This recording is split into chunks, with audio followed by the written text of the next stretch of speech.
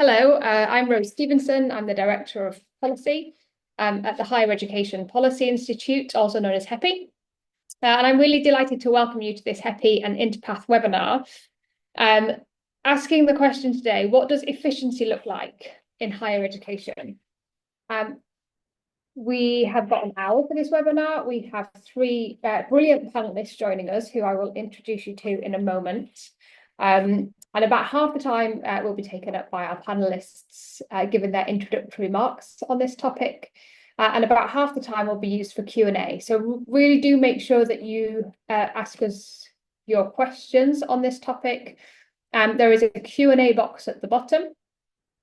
If you can put your questions into there, feel free to put them in as we're going. And also upvote the questions that you would like to be asked. We will be asking questions based on their popularity, so do get involved with the Q&A session. So I will pass over in a moment to our panelists, but I will just introduce you to them. And I'm really delighted to be joined by such an esteemed panel on this incredibly important topic. So first of all, we'll hear from Kenny McKay, Managing Director at Interpath Advisory.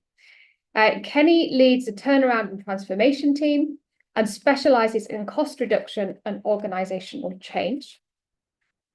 We're also joined by Sir Nigel Carrington, Chair of the University's UK Taskforce on Efficiencies and Transformation in HE. Sir Nigel has worked as a partner in a major international law firm, as Managing Director of the McLaren Group, and as Vice-Chancellor at the University of the Arts London from 2008 to 2021.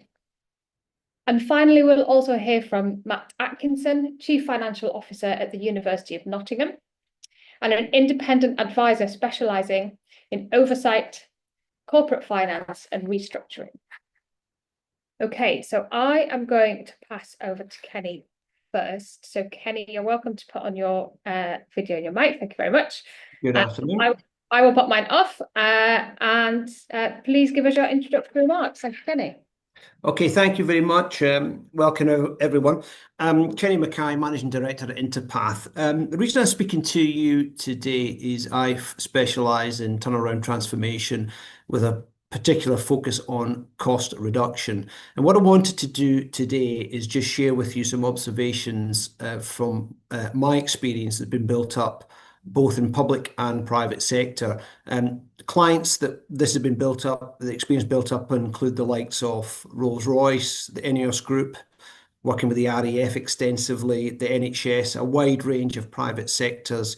And working even in private sectors, we also do a lot of work with clients where bottom line, if you like, is not the paramount driver of behaviour. So I'd like to share a bit of a framework that we think is pretty useful for thinking about cost optimization, cost reduction in your sector. So if you just bear with me whilst I share a single slide.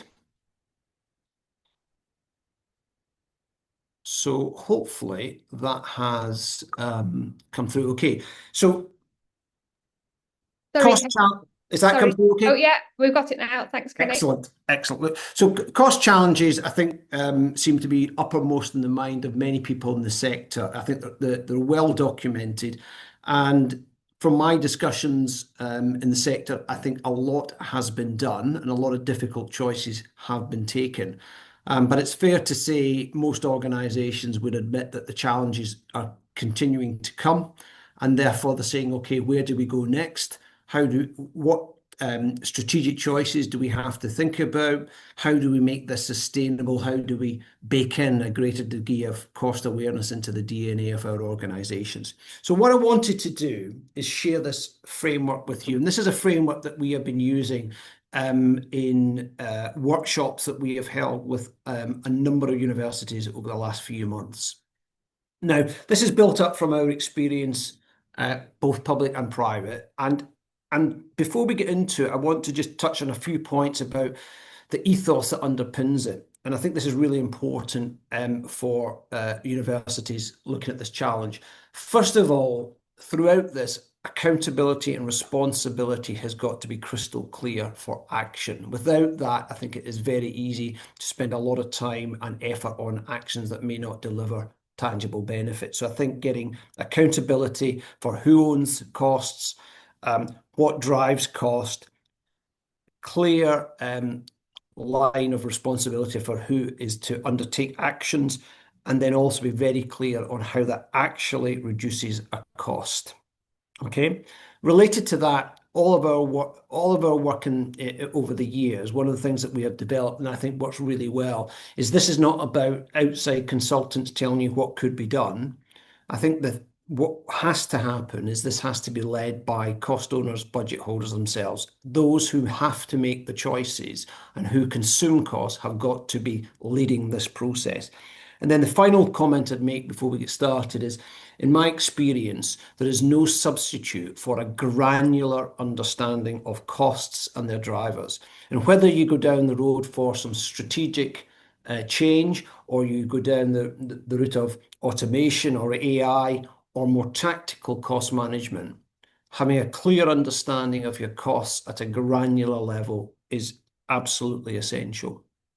So what I'm going to do just for the next few minutes is just talk through this framework, but I'm going to actually focus on items 1 to 4. And in our world, that would be before we start to engage with the budget holders of an organisation. And I think these are easy to miss, and I just wanted to share some thoughts on there. So first of all, agreeing goals and targets. I think this is really important, and I take experience from the private sector. When faced with financial challenges, I think it is easy for organisations to underestimate the size of the challenge facing them. So what I would suggest here is a very sober assessment of the challenges made by the organisation. It's not the budget. The budget is a more balanced set of assumptions. I think for when you're setting goals and targets for any cost programme, I think you need to have a more sober assessment, pessimistic assessment, to make sure that if the challenge is 20 million, you're not trying to solve for a budget potential gap of 10. You need to know that it's 20, because that will drive a different set of actions. I think the other thing on that first section that is important is setting very clear targets and goals. Goals can be either financial or non-financial. I think it's really important to agree them up front and write them down and share them. Now, things like financials, it could be the size of the surpluses or eradication of deficit levels. It could be CapEx expenditure that you want to be able to fund. It could be around free cash flow, or you may have some other explicit goals around student experience or service levels. And then I think it's also helpful to have some non-specific goals that allow you to challenge yourself to say, are we achieving them? So things like removing complexity from the organisation. Now, these goals that are written down and agreed, really important, because I think they provide clarity on the size of the challenge. I think they really help galvanise your teams to take action. And then finally, they are the rules against which you evaluate your various choices.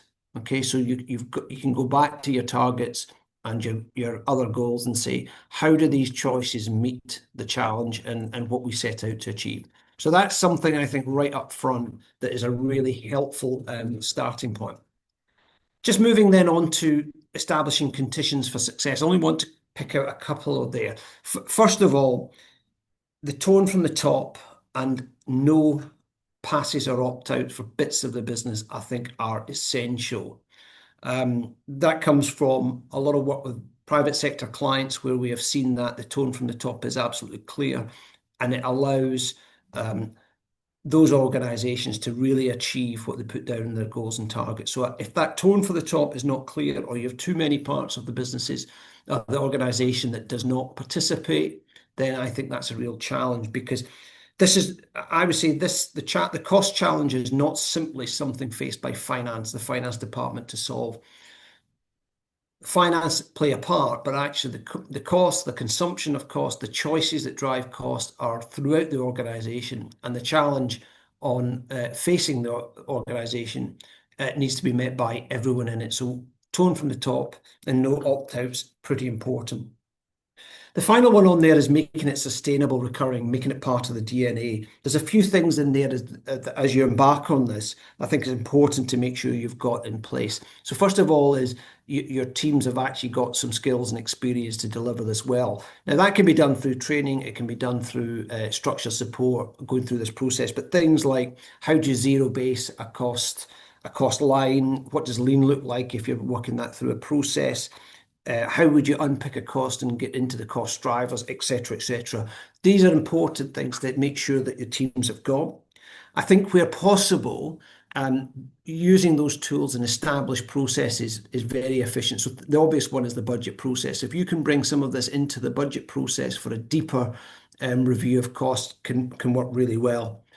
I've mentioned accountability and responsibility, clear that who is responsible for delivering the elements there.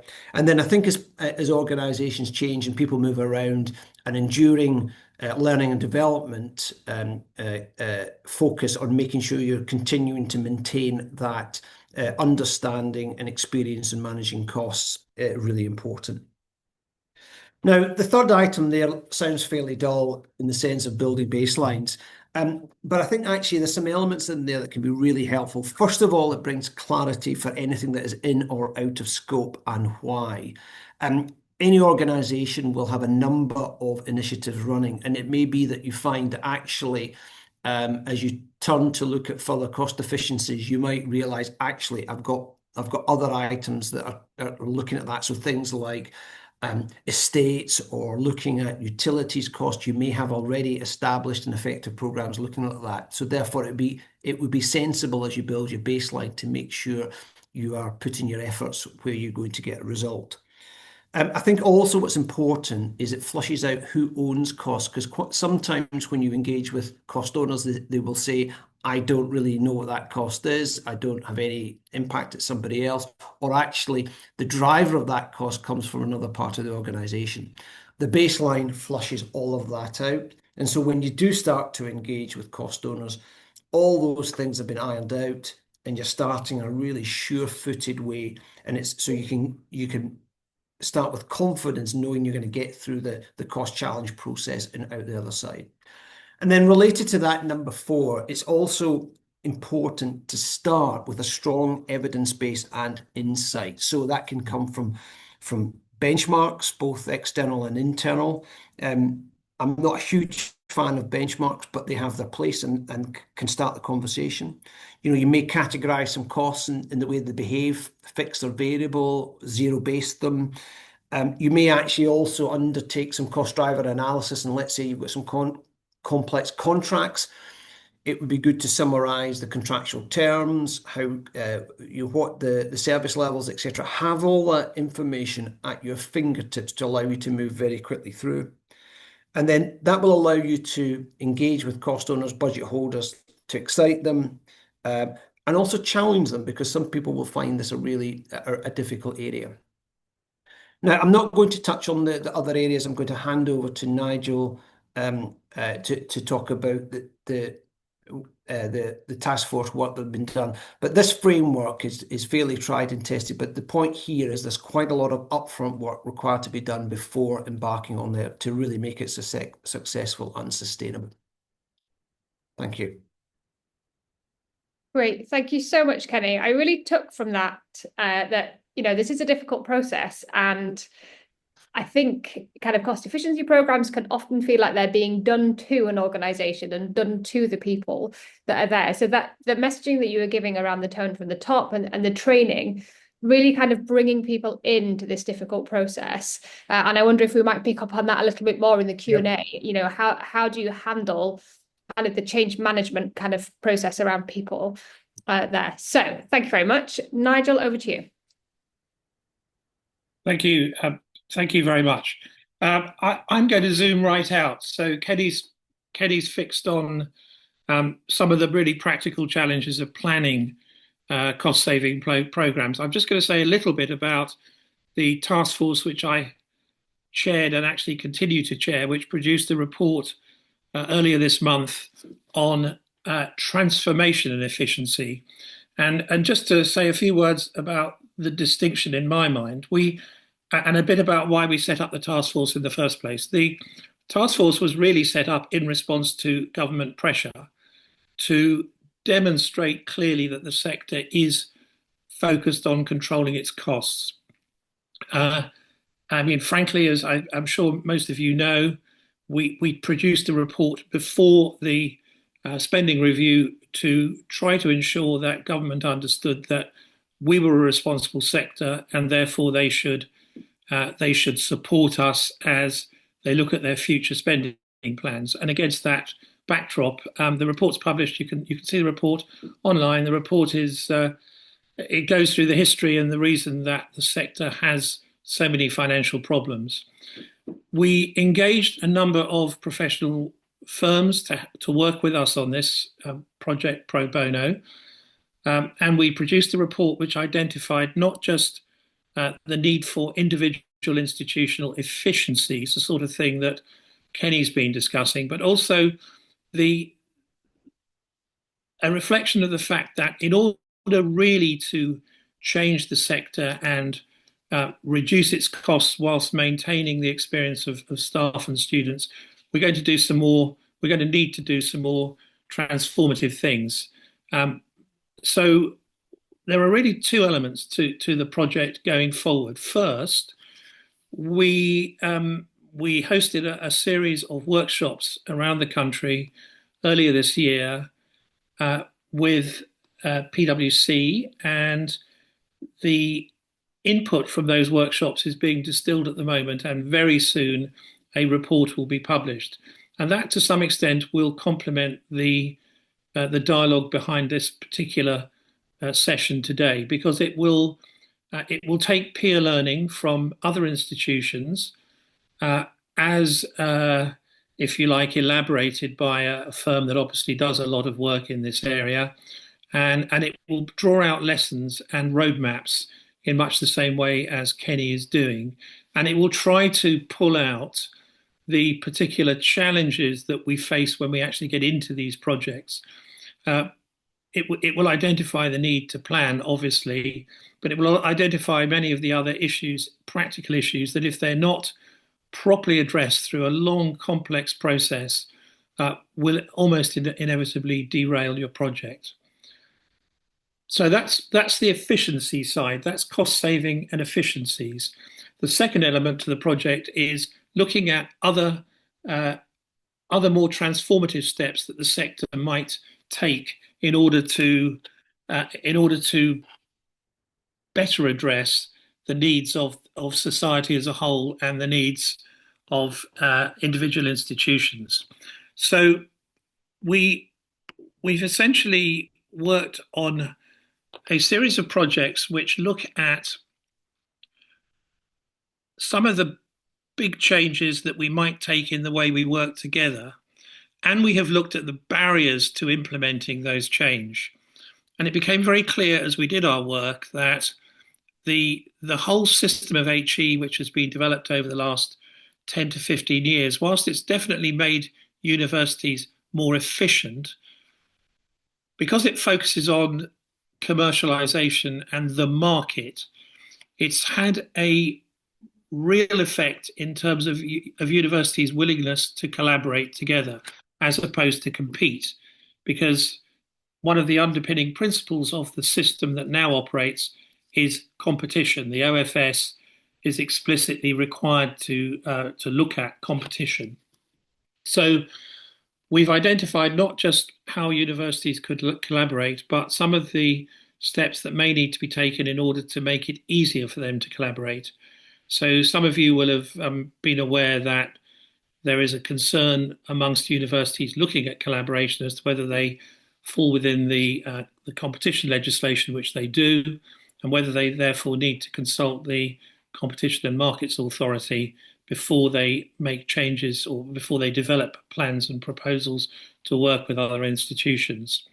There are tax issues that inhibit collaboration between institutions, and the whole underpinning of the OFS system is very much focused on regulation and challenge to protect the interests of individual students rather than focusing on how universities might work together. So what we've done in our report is to focus not just on efficiencies, but also on the steps we might take to work together. And those steps, or the initiatives we've explored, include looking at structures, not so much mergers, although we will be advising on how universities might merge, but other possible structures which would allow universities to share services in a different way. We're looking at how we can work with existing sector agencies to be much more effective in how we procure services for the sector. We're looking at actually at the adequacy of our governance and leadership structures within the sector, and we'll be working with government, I hope, to identify where we can collectively look at the possibility of having a fund which would facilitate investment by institutions who cannot themselves, do not have adequate investment funds to initiate some of the bigger changes that need to be made if they're to be much more effective and change their structures. So I think I'll stop there. In relation to individual efficiencies, I can certainly talk more about some of the obstacles, but I don't want to preempt what Matt might want to say. Thank you so much. Let's hear from Matt, please. Thanks, Matt. Yeah, hi everyone. I'm Matt Atkinson. I'm a transformation professional, a lot of time in corporate finance and M&A. I was in the civil service for a time, and during that time we approved and financed 40 mergers of FE colleges. I have an interest in the whole sector. My current role to the end of the year is interim chief financial officer at Nottingham. So I'm going to go quite fast here so we've got enough time for Q&A. But I think the first point to make is the sector is so diverse as it's impossible to generalize. So the largest universities, the ones, who they are, turn over more than 2 billion. There's then a group around about 1.5 billion, a small group around 1 billion, and then there's quite a big gap down to universities that turn over 400 and then less. But most universities turn over something around about 250 million if you picked a median. So you have very, very different organizations with very, very different cost bases, but I'm going to try and generalize as much as I can. So I'm going to pick on 3 themes. Firstly, to cover off some of the things that Kenny has said, baseline and transparency, but also the agility that you need when you're in a transformation environment, and you potentially have some cash pressure as well, is you do have to move relatively quickly and you have to be quite creative. So on the baseline point, don't assume that knowledge exists, either in-house or externally.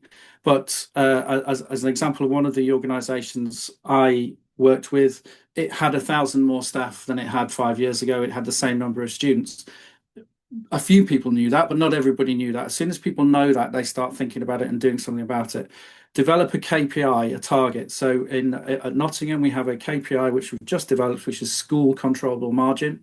A lot of my heads of school will say it's not really that controllable, Matt, but we tell them how we're getting on. And then really importantly, we tell them how everybody else is getting on as well. And you see that mixed economy across the schools. It makes people want to take ownership. It makes people want to solve issues. I think benchmarking, I probably agree with Kenny on benchmarking. It is useful, but only to an extent. The way people classify costs varies between organisations. Therefore, saying I want to be 12% there because they're 12% there, that's not. It doesn't quite work for me. If you're going to benchmark, also make sure you benchmark outside the sector. I think the biggest barrier is culture. So I think taking really, really practical steps alongside that transparency and setting budgets and making people think about how they meet those budgets is a really practical way to go. So very simply and as quickly as I can, on non-pay, where do I go first? Travel, estates, scholarship, conferencing. I use delegation levels and consolidation of budgets to make sure that there's more control, but also more ownership at the right level. If you want to get on a business class flight at Nottingham at the moment, it needs to be over 10 hours and you need to have got the VC to approve it. That has massively reduced the number of requests we have for business class flights. It also has reduced our travel bill anyway, because people presumably only wanted to go because it was business class. We have also looked at our governance and how we could streamline that. I've already seen the comment about Dundee in the Q&A. I think we should come back to that. But there is also a lot of governance in universities, and sometimes that level of governance, oh, I haven't got a committee for that until next month, and the paper deadline is there, actually slows things down, slows good things down, as well as gives you good governance. And obviously you need to talk about outsourcing and automation. When it comes to pay, and this is my final point, when it comes to pay, nearly every single problem, as far as I've seen in the institutions I've been in, nearly every single problem that has come up in a university over the last 10 years, people have tried to solve with an FTE. And I think that needs to change quite significantly. I think people need to start looking at outsourcing, need to start looking at automation. So controls on vacancies is a really practical way that we are dealing with our cost base in a number of the institutions that I've worked in and worked with. We need to make sure that people can see the trends versus students. So staff trends versus student trends by topic area, by subject area, by department, tell you how demand is changing in line with supply, teaching supply. And when I've found that school leaders and deans and FPVCs and things like that, when presented with the information, they're able to go off and do something about it. You're dealing with intelligent individuals who want to do well for their students and the sector. You give them the information, you give them the transparency, they will go off and do a lot of the work themselves, which is Kenny's point on ownership and accountability. I'm very happy in the organisations I've been working with is to provide the information, provide the transparency, set some boundaries, set some KPIs, and then hand over that accountability and monitor how people are getting on. I'll make a final point. I do think there will be mergers in the sector, and I do think there will be a transformation fund. And I'm working with UK on how that might be put together. I do think that money will be in the form of a loan, and therefore you would have to think about how you pay it back if you're going to use that transformation facility. I'll stop there, Rose, if that's okay. That's great, Matt. Thank you very much. And just while we welcome Kenny and Sir Nigel back into the room, could you tell us a little bit more, Matt, about the streamlining of governance that you've gone through, and were the efficiencies from that mostly time-based, or did you see kind of other benefits to that as well? So, I mean, this is a difficult area because of the Gillies report. Right now, Gillies report shows a series of failures in governance, but it also shows that people weren't giving the right information into the right committees. So if you take an assumption that the right information is being provided, you can probably have fewer committees in HE, in my opinion. What I've found is if we want to make a change, there is a route to that change which requires various levels of approval that can take longer. And if you can expedite that, then that's really, really powerful. So that's what I try to do. I'm not saying that governance is a bad thing. I'm saying sometimes it slows stuff down.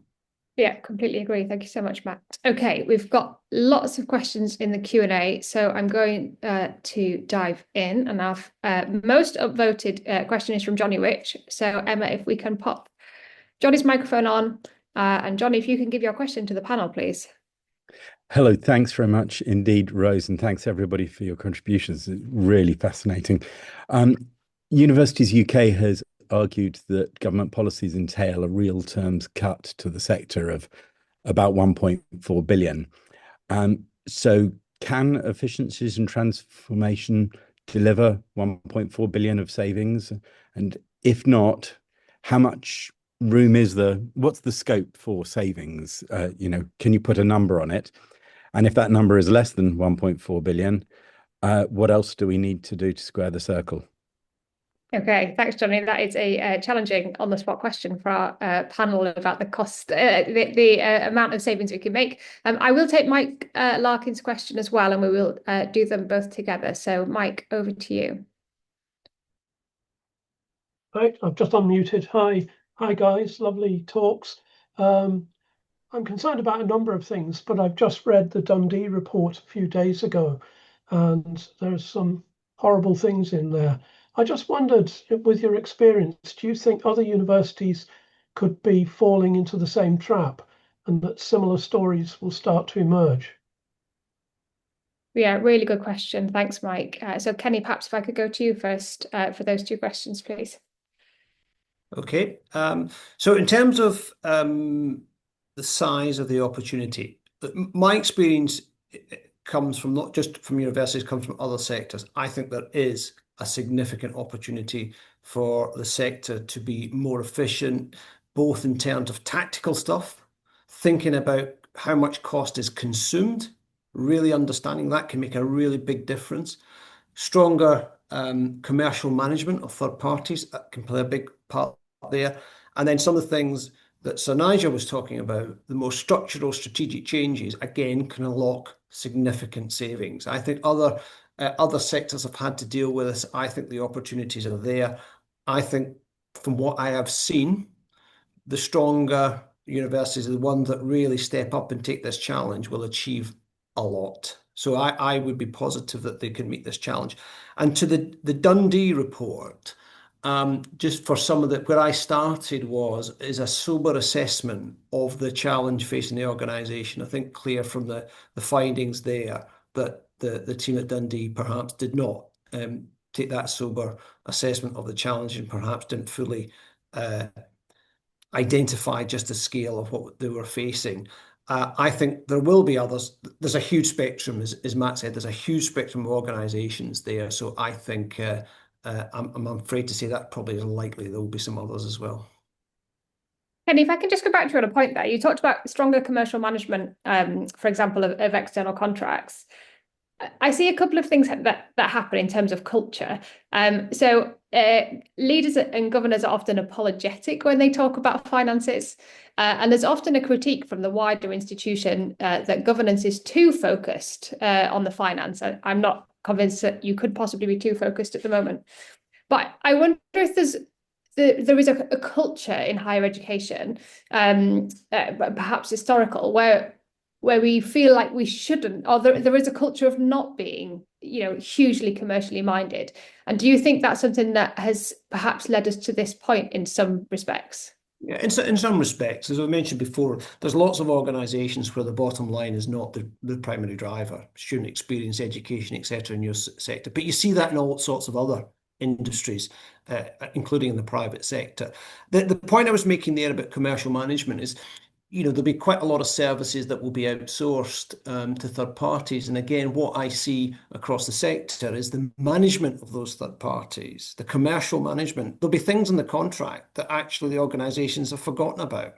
They don't monitor. The performance of the third parties is perhaps not very robustly done. I think, again, that's not unique to the university sector, but again, given that the cost bases are significant, that's why I would say there'd be likely significant opportunity there as well. Thank you. Matt, your thoughts, please. Yes, so 1.4 billion is 3% of the sector turnover. And if you can't save 3%, you're probably not doing it right. So yes, you absolutely can save 1.4 billion. It is also, and I've worked in a number of sectors, and I'm very sorry to say this given the audience, it isn't a particularly streetwise and commercial sector, as people have pointed out. So the saving, absolutely, yes, it could be made. However, as part of that saving, because this sector is so valuable, government needs to support it properly. And what you shouldn't be doing is cut, because these institutions are 500-year assets. Right? If you're in finance in a 500-year asset, you're meant to leave it in better shape than you found it. And if you can't do that, you don't steer it onto the rocks. So these institutions will be here long after anybody on this phone call is gone. So you have to treat them with a huge amount of respect, and you have to remember what the ethos of the organisation is. In terms of the second question, the Dundee question, I find that if you have a really good council that really reads the papers and a good finance committee that makes good recommendations, what happened at Dundee should not happen. I do think at Dundee, having read the reports, that there was incomplete information provided to individuals. I do also think, though, that if you're a really, really good non-exec lay member of a council or a court in that case, you can read between the lines and you can ask the difficult questions. And I think maybe that the level of challenge wasn't sufficient there as well. The mishandling of the money was very definitely the executive team. Thank you, Matt. And just to really put you on the spot, Matt, you talked about 3% of turnover being achievable. It doesn't look like we're going to see a change in, a big change in how universities are funded going forwards. And obviously, if the situation continues, it's potentially going to get worse. At what percentage kind of efficiency will we start to see a drop in quality, potentially a drop in outcomes, poorer research outcomes, etc.? How far could this potentially go within reason? I don't want to sound horrible here, but my least favourite job title I've come across in the sector so far is Deputy Director of Strategy and Planning Library. That was a high grade role, right? It made me think, what the hell is that job? It made me think, have they finished? Because once you've written a plan, you've written a plan. It also made me think there must be a director of it if there's a deputy director of it. So I do genuinely think that there are roles in the sector, and people on this call won't feel that, and they won't enjoy me saying what I've just said. There are roles in this sector that probably aren't required, probably could be dealt with. The service could be delivered in a different way without impacting the student experience. So I'm not. I'm comfortable that if you have someone like Kenny or someone like me or someone else to come in and look at your costs and they're truly independent and objective, that these savings can be found. Yes, I do come back to the point that the government should be supporting this sector much better than it does. It's so important to its local economy. We roughly worked out, one of my previous assignments, that every university is worth 4 times its income to its local economy. In Nottingham, we turn over 850 million. We're worth the best part of 3.5 billion to Nottingham. Yeah, that's great. Thank you, Matt, and a really good challenge, I think, to the sector. So I'm going to take a couple more questions before I come back to the panel. So Paul Woodgates, you are up next, please.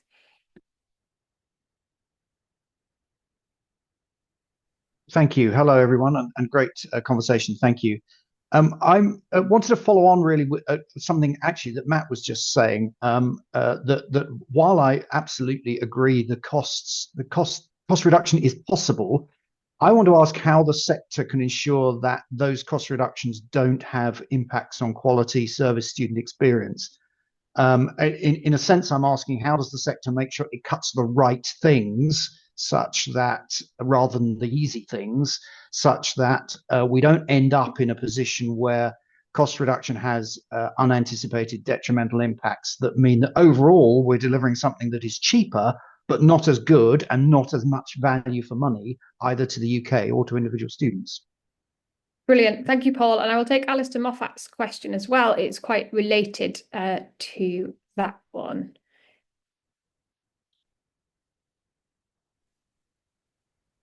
Yeah, I've asked about 4 questions. Which one are you talking about? The one about league tables, please, Alistair. Yeah. So yeah, within league tables, I'm sure he's aware that there are many different measures going to league tables. Some of them do have things related to spend, such as staff-student ratio and academic services spend, which kind of encourages you to do more of this, irrespective of what else is going on anywhere else.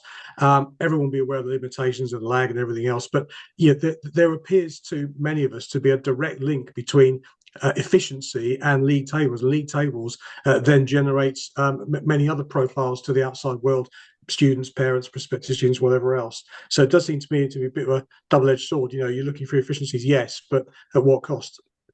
Yeah, thanks, Alistair. And there's that real tension, isn't there, in lots of places between efficiencies, but we are also in a market, so capital expenditures is really important to get the students in, etc., etc. So Nigel, over to your thoughts there, please, on how do we cut the right things and how do we deal with that challenge, particularly around league tables and expenditure?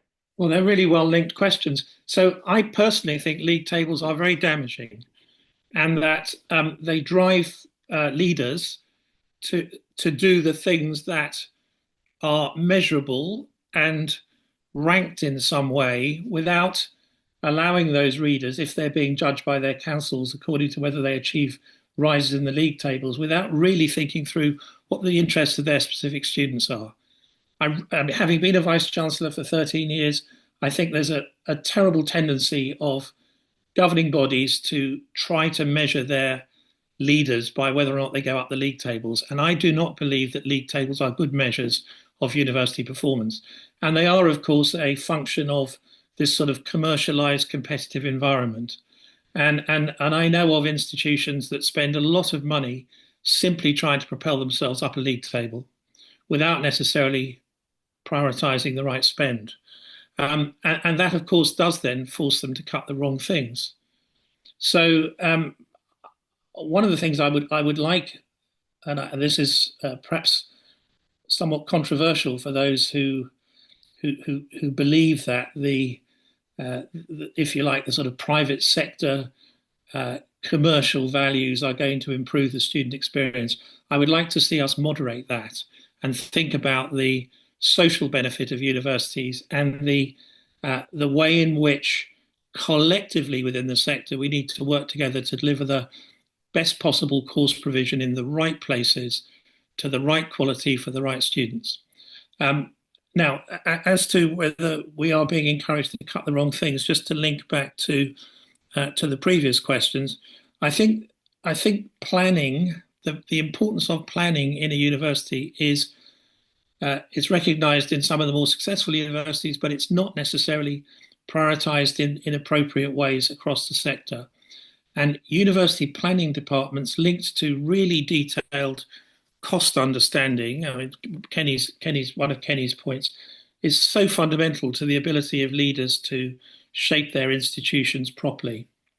So one of the problems the sector has is clearly optimism bias. We've all been focusing on international students because they're pretty much the only variable which delivers cash quickly.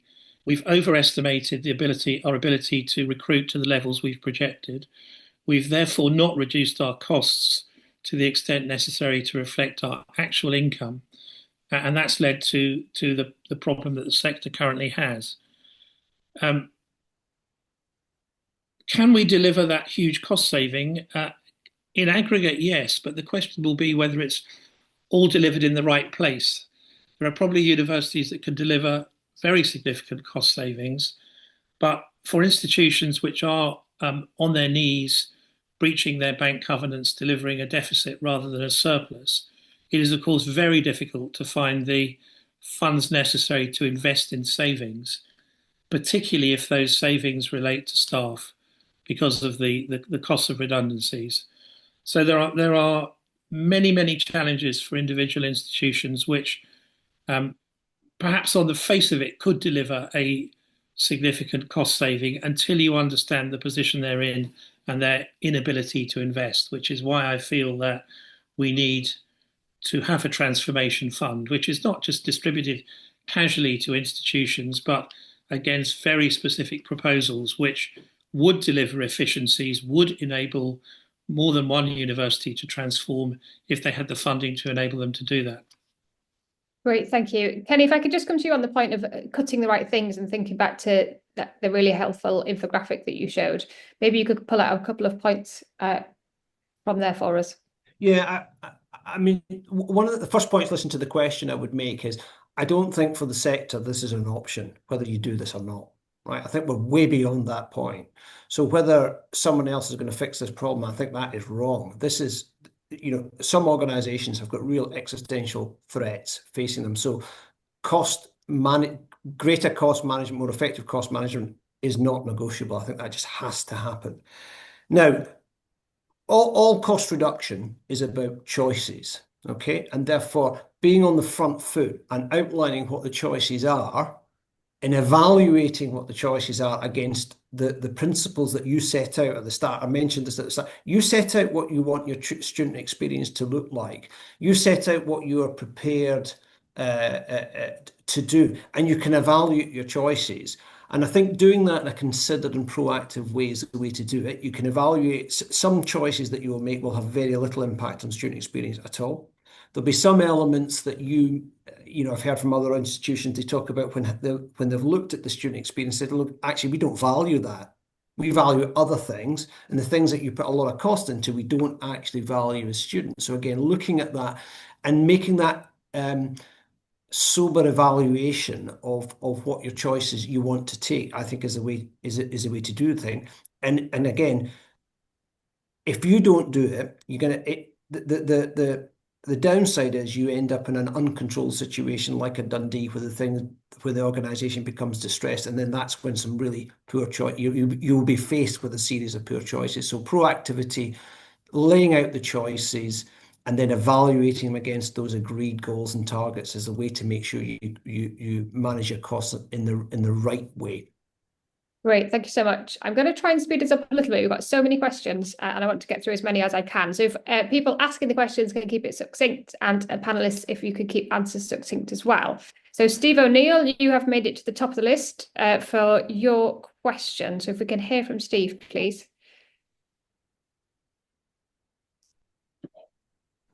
Can you hear me? Yeah. Can you hear me? Yeah, see if we can hear you. Yeah, thanks. So my question was, to what extent do universities need to look at more fundamental questions about how we operate to be sustainable? In particular, should the balance between teaching and research activities be reconsidered? And particularly that comes up within the 40-40-20 model that splits staff time. Thanks. Really good question. Thank you, Steve. And I will take Mark Taylor's question as well, please, on the teachers' pension scheme.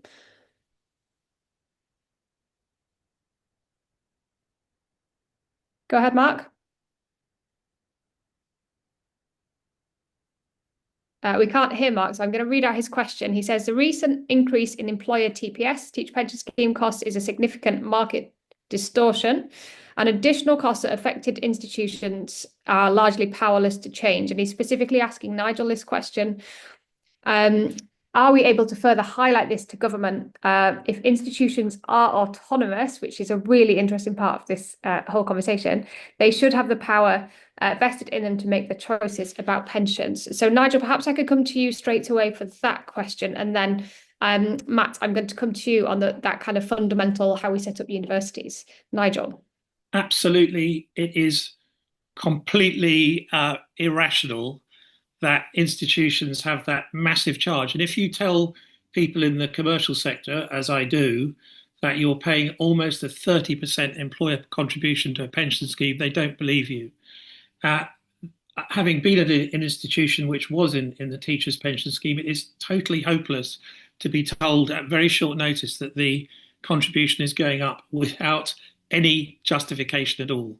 So we have spoken to government about it. They do understand the issue. We'll wait and see whether they change. But I completely agree. It is totally irrational and is counterproductive to institutions, makes it very difficult to plan. Great, thank you. And Matt, over to you.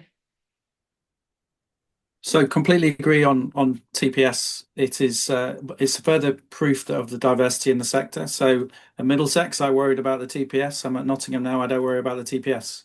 I'm much more in control of my own destiny on pensions. Well, subject to pension scheme movements at Nottingham.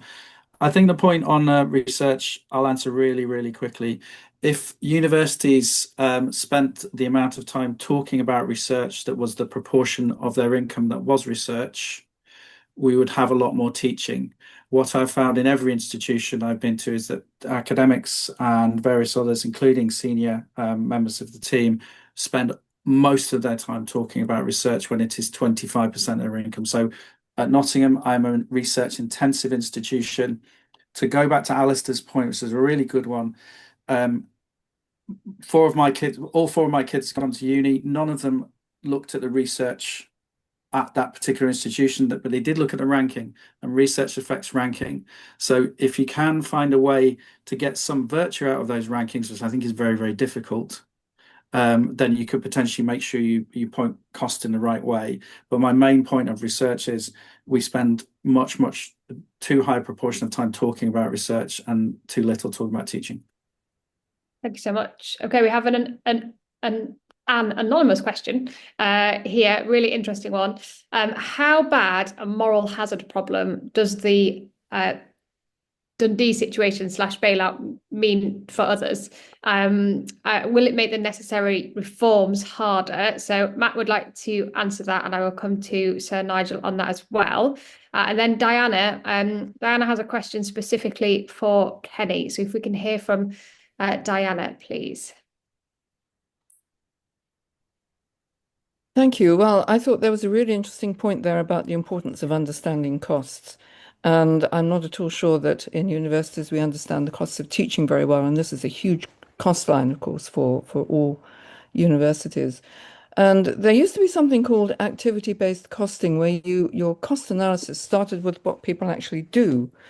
And that doesn't seem to be how we cost teaching. There's a kind of top-down budgeting process that invents numbers for how much time teaching takes. And as teaching is changing from more face-to-face to less face-to-face and more online and more digitally supported and so on, those kinds of changes fundamentally make a difference to the fixed costs and to the per person costs, the variable costs, and allow us to have far more student numbers for the same amount of teaching. There are efficiencies to be made in those areas, and it seems to me that finance departments and people who are costing teaching don't seem to pay any attention to that and don't want to. It doesn't fit their way of doing things. Is that an unreasonable approach? Thank you, Diana. Okay, Matt, over to you, please, on the Dundee situation. Well, it got another 40 million yesterday. I mean, in effect, I think it's been nationalised, and that is moral hazard for the Scottish government. It does set some expectations in England, and I believe there may be some universities who are having some kind of temporary support at the moment. We don't know who they are. But yes, when I was in the civil service, we were very, very worried about precedent, moral hazard, and doing something somewhere else that somebody else found out about and said, "Why can't you do that for me?" I think on quickly on Diana's point, teaching is the cost of the teacher. To me, I think the activity-based costing is really, really important. It is, of course, a huge exercise. How useful an exercise or how doable an exercise it is within the current constraints, I think is a slightly harder question to answer. Thank you. So, Nigel, if I can come to you on the Dundee bailout, please. Well, I think the Dundee bailout proves the point that a university can't really be allowed to explode, and it's a myth of the system that's been in place for the last 15 years. That somehow systems only prove themselves when someone fails, because the interests of the students are obviously inconsistent with failure, and I think government knows that failure would result in a political storm beyond imagining. So for me, this is one of the reasons we need to work with government with a transformation fund, which very carefully managed would enable universities to sort themselves out before they got into the mess that results in that implosion that's very expensive. And 60 million in Dundee already. I don't know how many other institutions across the UK might find themselves in a similar position. But of course, the more an institution, the closer an institution gets to collapse, the more expensive it is to rescue it. And for me, this is the most fundamental issue for the sector.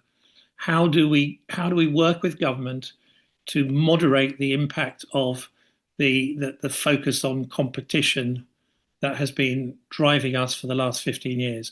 Does not mean we should not be much more efficient as a sector, much more careful about analysing our costs across the whole institution. But the system simply will not continue to operate in the current way, in my opinion. Great, thank you. So I'm going to hand over to Kenny in a second for Diana's question on costing teaching, and then I'm going to come back to the panel, please, for kind of your concluding remarks and perhaps a slightly forward thinking in terms of where the sector is going to go, what we need government to do over the next few years to tackle some of these pressing issues. So Kenny, how to cost teaching activity. Yes, shorter time, but I think activity-based costing can be fantastically insightful. We did some work with the RAF, and we're actually activity-based costing of squadrons and how they operated. We did that with clipboards all through the day and the night. Really interesting. I don't think you need to do that in your case. In other service sectors, financial sectors, again, getting management teams together could give you over the course of an afternoon, a really good assessment of where your team spend your time that would be, I think, good enough to really show insight into the really heavy areas where things like automation, AI might make a difference, or where you might have areas of duplication in the process that are actually slightly out of date. So I think I like the concept. I think you can get to the answers very quickly without having to do the full exercise. Great, thank you, Kenny. So Matt, if I could ask you for your concluding remarks, please. I know we were going to do this, but I haven't thought of because keep an eye on cash, basically. If you drop below 30 cash days, you have to tell OFS. OFS will then turn up and ask you a lot of questions and create, actually, frankly, and this is nothing against OFS, they will create a lot of work for you. If you at any point your CFO is worried about cash, then you've allowed things to go too far. So look after the cash. If the cash looks difficult, then you need to get some advice and get the right advice. Brilliant, thank you, Matt. Sir Nigel, your thoughts, please.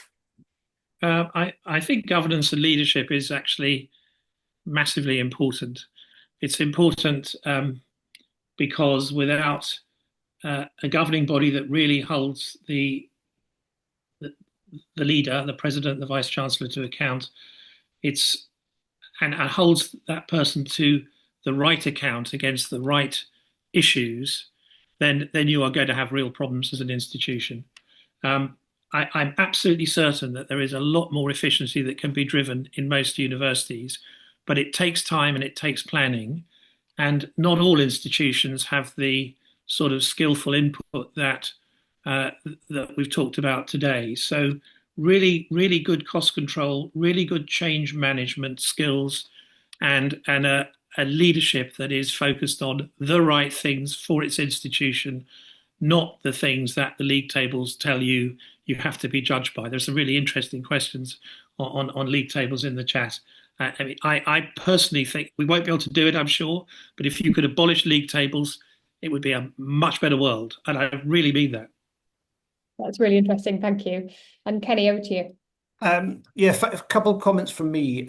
If the 1.4 billion is the right number and that is 3%, right, that is eminently that's a challenge that the sector can meet, and I would say easily. Okay, I would 100% agree with Sir Nigel. It's about proactivity, being on the front foot. If these problems get out of control, then they are very expensive and very difficult to solve, and the choices facing organisations will be unattractive. So proactivity, super important.